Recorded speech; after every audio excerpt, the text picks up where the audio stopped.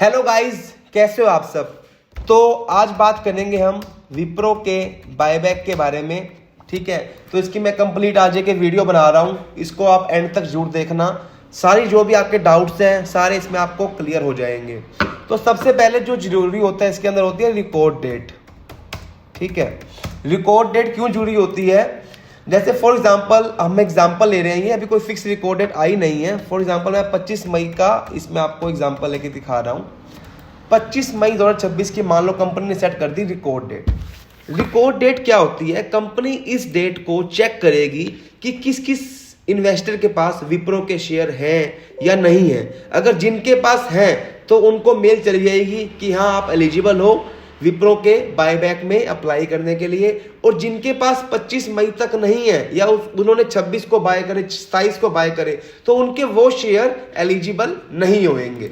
ठीक है, अगर आप 25 या 26 को मान लो बाय करते हो और कंपनी ने सेट कर दिया रिकॉर्ड डेट 25, तो 26 को बाय करोगे तो आप इसके अंदर नॉट एलिजिबल होगे। ठीक है, पहला रूल तो ये हो गया। और दूसरा बता देता हूं आपको। अब इसके अंदर दो टाइप की एप्लीकेशन होती है।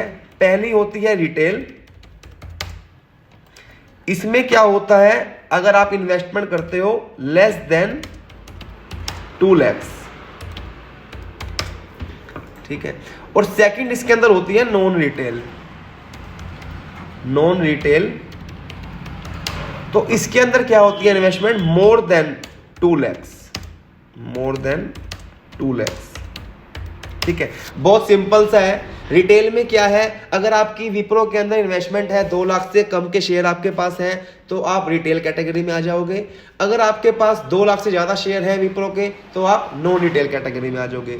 इसमें बेनिफिट सबसे ज्यादा रिटेल में होता है, क्योंकि रिटेल में क्या है आपका रिजर्व पोर्शन रहता है बायबैक में, तो आप उसमें अच्छे मतलब कि अच्छे आपके एक्सेप्टेंस हो जाते हैं। तो आज हम यहाँ पे आपको रिटेल का एग्जाम्पल बताते हैं। ठीक है, रिटेल का एग्जांपल मैं आपको, जैसे अब विप्रो का शेयर है फॉर एग्जांपल, इसका करंट में प्राइस है 200 रुपीज। ठीक है, और आपने मान लो 2 लाख के शेयर यहां पे ले लिया, आपने यहां पे 1000 शेयर इसके ले लिए। ठीक है, 1000 शेयर आपने यहां पे कॉस्टिंग आ गया आपकी 2 लाख की। ठीक है, तो आप रिटेल कैटेगरी में एलिजिबल हो और आपने ये लगा लो कि 20 तारीख को ले लिया, ये 20 मई को। ठीक है, तो आप इसमें एलिजिबल हो जाओगे।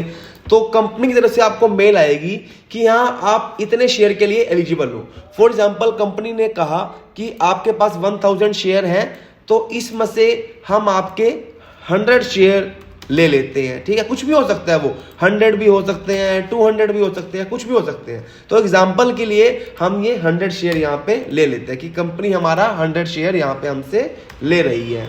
ठीक है, 100 शेयर बायबैक में हमारा वो वापस ले रही है।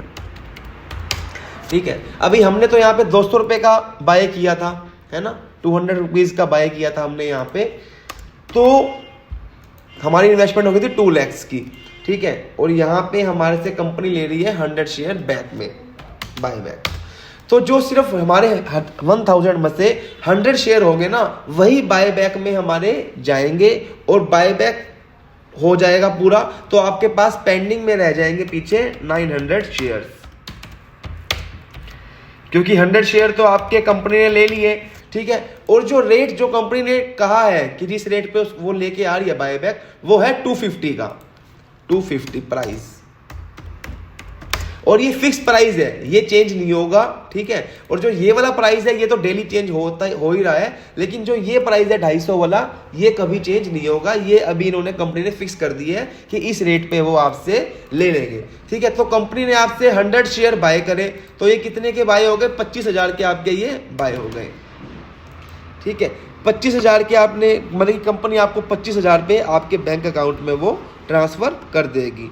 ठीक है, तो उसके बाद ठीक है 900 शेयर जो आपके बच गए, फॉर एग्जांपल जब बायबैक कंप्लीट होने के बाद भी उसकी वैल्यू 200 रुपये ही है, मान लो शेयर की प्राइस 200 ही है, तो ठीक है, तो यहाँ पे 900 इंटू 200 तो 1,80,000 यहाँ पे आपके पेंडिंग रह गई। ठीक है, आपके उतनी वैल्यू के शेयर पड़े, आप उसको सेल करो या कैसे भी करो। ठीक है, तो 1,80,000 ये और प्लस में 25,000 जो कंपनी ने अपने से शेयर बायबैक करे हैं, तो टोटल वैल्यू इसकी हो जाती है और 5,000, तो आपको यहाँ पे 5,000 रुपीज़ का प्रॉफिट हो जाता है इसमें। तो ये मैंने आपको थोड़ी सी बताई है कि कंप्लीट प्रोसेस क्या होती है, और ये चेंजेस हो सकते हैं। यहाँ पे 100 की जगह 200 भी हो सकते हैं, 300 भी हो सकते हैं, है ना, कुछ भी चेंजेस हो सकते हैं वो, लेकिन ये 250 प्राइस फिक्स रहेगा। और जो ये 200 रुपये का प्राइस है, ये 200 का, ये चेंजेस होता रहेगा जो भी मार्केट का करंट रेट होगा। फॉर एग्जाम्पल यहाँ पे 200 है ये, फॉर एग्जाम्पल अगर इधर ये 210 का हो गया, ठीक है, अगर ये 210 का हो जाता है तो 210 के हिसाब से फिर आपको लगा लो, अगर हम 210 को मल्टीप्लाई करते हैं 900 से, तो ये 1,89,000 हो जाते हैं यहाँ पे, ठीक है, यहाँ पे ये हो जाते हैं 1,89,000। तो 1,89,000 ये और 25,000 ये जो आपको फिक्स में प्रॉफिट हुआ था, तो टोटल आपका प्रॉफिट कितना हो जाएगा यहाँ पे, तो 2,14,000 आपकी वैल्यू बैक आ जाएगी। तो यहाँ आपको प्रॉफिट हो जाएगा 14,000 का।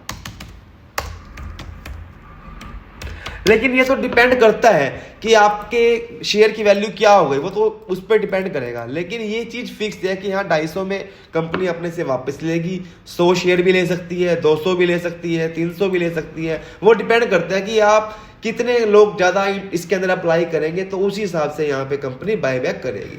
तो मैंने आपको ये कंप्लीट बता दिया सिनेरियो क्या है। होप आपको अच्छा लगा होगा और समझ भी आया होगा। अगर आपको इसमें से अभी कुछ समझ नहीं आया तो आप मुझे कांटेक्ट भी कर सकते हो। मैं यहाँ पे अपना कांटेक्ट नंबर भी शेयर कर देता हूँ।